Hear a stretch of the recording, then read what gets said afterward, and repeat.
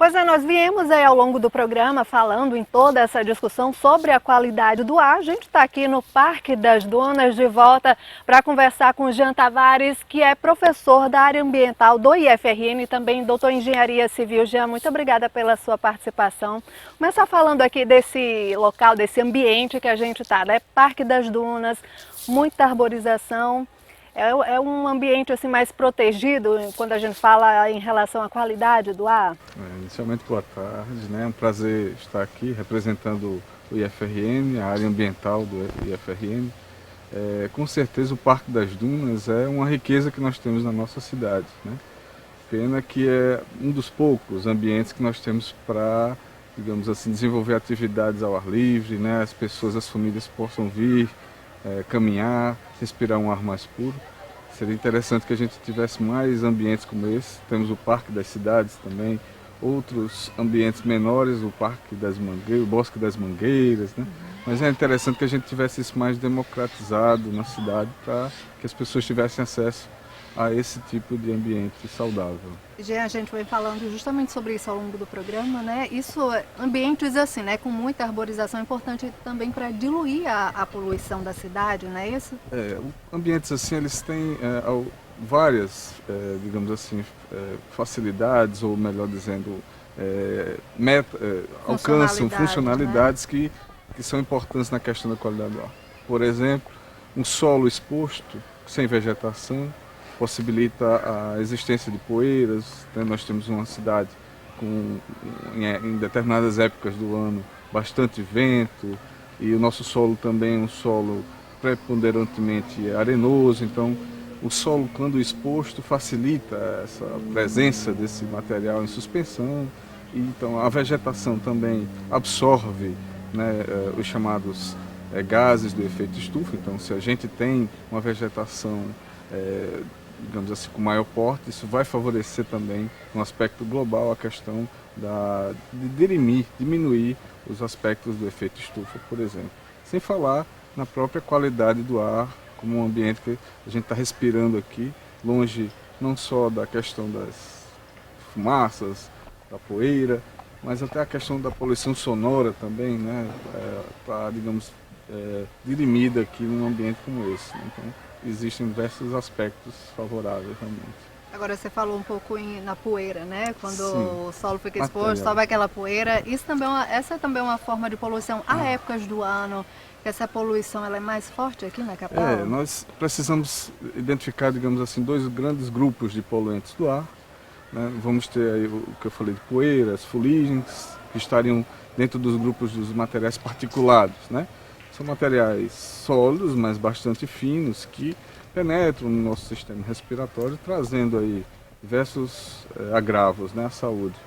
E aqui em Natal nós vamos ter, principalmente nos meses do final do ano, né, ventos mais fortes, e pode haver aí uma predominância de doenças nessa época, assim como também no início das chuvas, quando novamente o solo exposto é castigado, digamos assim, pelas chuvas, ele tende a eliminar também material que fica em suspensão, pólen, né, e outros materiais particulados que podem causar doenças também. Sem falar nos aspectos do outro tipo de poluente, que seriam os gasosos, né, mais relacionados aí à atividade urbana, principalmente na nossa cidade, que não é uma cidade industrializada, associada à questão dos veículos, né.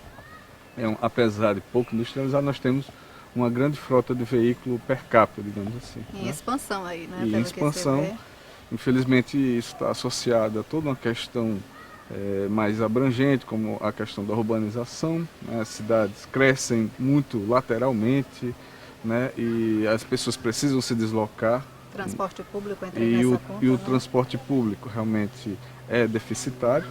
Nós não temos opções, muitas opções, praticamente não temos opções de ciclovias, outras formas de transporte que permitissem deixar o veículo em casa ou não ter veículo, né? E isso também contribuiria, né, para a diminuição dessas emissões, né? Agora, a poluição não está só nesses ambientes abertos, não, né? Por exemplo, aqui na rua, a poluição também está em ambientes fechados. Tem até uma Isso. síndrome, né, do edifício doente. Como é que é isso? Explica aí. Necessariamente, quando você tem, não necessariamente, quando você tem algum aspecto da poluição interna, está caracterizada a síndrome, né? Mas a gente geralmente associa a questão das construções, e principalmente quando você tem construções, digamos assim, com menor qualidade ou feitas de forma, digamos, inadequada, ou construções que a gente chama irregulares, não tem uma circulação do ar, não tem uma penetração da luz eficiente para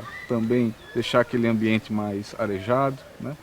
E por outro lado, a gente, no nosso dia a dia, tende a usar muito material químico, né, para lavar louça, limpar a casa, deixar o ar mais com o odor mais perfumado. Né? E todos esses fatores, quando associados a essa falta de circulação, também podem trazer danos à saúde, né? E também é um outro aspecto associado a uma falta de política pública de moradias com melhores condições, digamos assim, um planejamento, de planejamento que levem a ambientes mais arejados, né? Construções modernas aqui, né? Uma crítica que eu faço, digamos assim, generalizada, obviamente há as exceções, necessitam de ar-condicionado, né? Uma cidade que ventila, tudo bem, há épocas do ano que a gente precisa, mas e a luminosidade também, né? A gente não usa muito ambientes fechados, esquece a luminosidade natural, então o uso do ar-condicionado em excesso, sem a devida manutenção, então uma série de fatores que também levam a qualidade do ar interno a ser um problema sério aqui e em outras cidades também, né? O ideal é aproveitar ao máximo, né? Assim, a integração com a natureza, né? Exato. Tanto em relação à circulação de arborização, né? A tendência, mais janelas. Uma tendência generalizada é as pessoas retirarem a sua vegetação dos quintais e impermeabilizarem, né? Isso vai trazer aquecimento, né? As ilhas de calor, vai trazer uma série de fatores que estão em adição associados a uma qualidade de vida e de saúde das pessoas. Pois é, tanto que se reclama que a cidade é quente, né? Isso daí tem que se pensar, né? Quando você pensa em tirar aquela árvore do quintal, da calçada, também. Isso influencia também. Então nós temos o aspecto interno das residências, isso está dentro da educação das pessoas, né? Da nossa cultura, de talvez achar que uma área como essa, por exemplo, precisava retirar essa folhagem que a gente chama serrapilheira, né? Na verdade, uma área como essa, como a gente tem aqui no Parque das Dunas, é fundamental para um equilíbrio. Existe todo um ecossistema embaixo dessas folhas, por exemplo, né? Pois é, as pessoas acham que é sujeira, né? Na verdade, sujeira. Existe uma tendência a achar que é sujeira. Isso. E quanto mais limpo, né? Quanto mais sem cobertura, melhor. É uma cultura que nós temos, infelizmente, difícil de ser quebrada, digamos assim, esse entendimento, né? Agora, Jean, me diga uma coisa, como é que está a questão do monitoramento da qualidade do ar aqui na capital, né? A gente já falou sobre aquela questão, né, se Natal tem ou não o ar mais puro das Américas. Como é que é feito esse monitoramento? Ele é sistemático, né? O IFRN participa disso?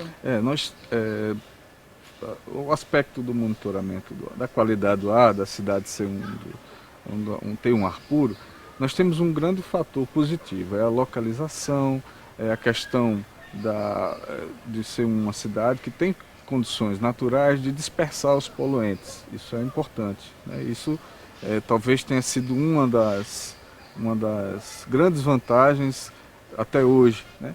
Mas com o passar do desenvolvimento urbano, outros problemas mais localizados ficam evidentes, né? Você tem bairros aqui bastante de tráfego intenso, né, com todos esses fatores que a gente falou. E o monitoramento sistemático ainda é muito incipiente. A gente pode destacar aqui as pesquisas do IFRN, que estão realmente iniciando nessa área, né? Nós temos alguns equipamentos que estão iniciando o monitoramento sistemático, mas talvez mais avançado esteja uma outra instituição, o CTGás, vem desenvolvendo um trabalho já há mais tempo, né?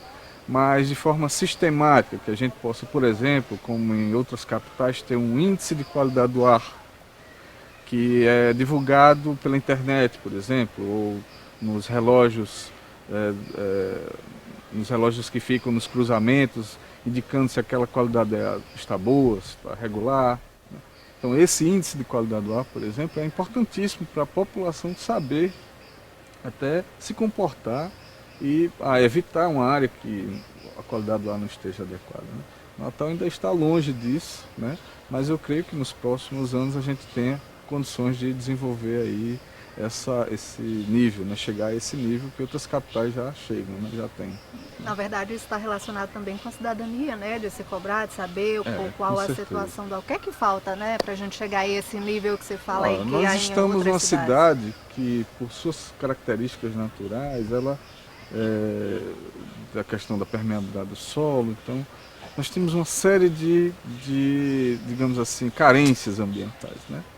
E eu sempre falo assim para os meus alunos, né, que dentro do saneamento ambiental nós estamos construindo sistemas de barreiras, né, que vão permitir a proteção da saúde do cidadão com relação a esses aspectos, né?